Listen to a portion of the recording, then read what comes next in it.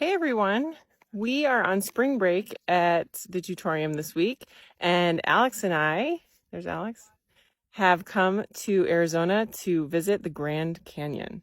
Let's have a look at the Grand Canyon. Trail right there. Do you see? So Yeah, I do kind of see where it's going across, Yeah. like I'm thinking coming up from the ranch and going across and somehow up.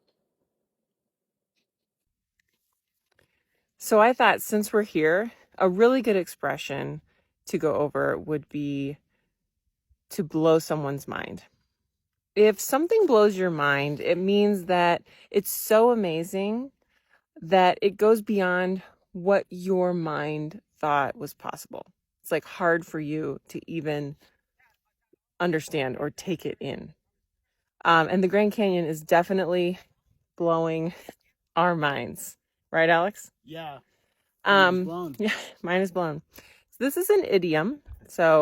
But the idiom is made up of a verb, to blow, right? So we will use this in different tenses. So I could say, the Grand Canyon blows my mind. Or I could say, I could use this in the past tense.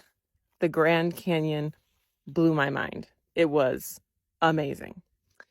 Now, there's also an adjective that we can use, which is mind-blowing. So it means the same thing, but we use it as an adjective. So you could say, the Grand Canyon is mind-blowing. All right. So we are going to have lunch because we just hiked. How many miles have we hiked so far? 6 miles. And we got to do 6 more back. So we're going to have a sandwich.